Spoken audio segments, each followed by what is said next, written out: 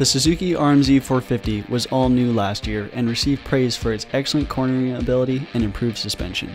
For 2019, Suzuki's flagship motocross bike receives a few minor updates with a lighter shock spring rate and different positions of the adjuster screws on the fork and shock. In addition to its turning capabilities, the Suzuki engine makes lots of torque and the ergonomics are very comfortable as well. The first thing we did when we received the Suzuki was mount a Dunlop D404 street tire on the rear wheel and run it on our in-house dyno.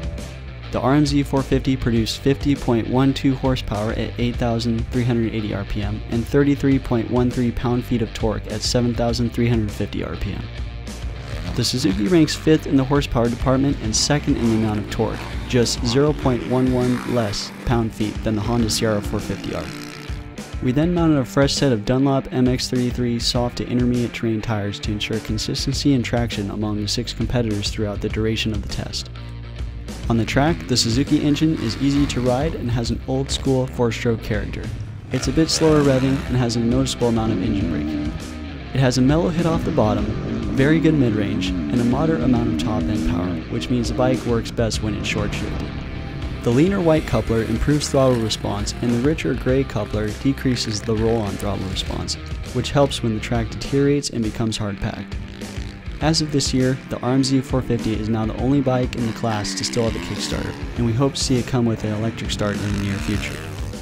Moving on to the suspension, the Suzuki is very dependent on bike balance and shock sag setting due to its high rear end stance in stock form. It tends to occasionally oversteer and works best with more sag, between 108mm and 110mm. With the stock clicker settings, the Showa 49mm coil spring fork is a bit harsh due to how stiff it is, but test riders found improved comfort by going anywhere from 1 to 3 clicks softer on compression. The Showa Balance Free Rear Cushion, or BFRC, shock has a bit of a dead feel and rides low in the stroke, but it soaks up acceleration chop well.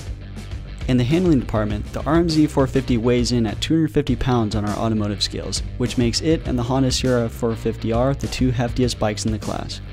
As a result, it feels a bit heavier on the track than the other bikes, including the Honda because the CR-450R disguises its weight low.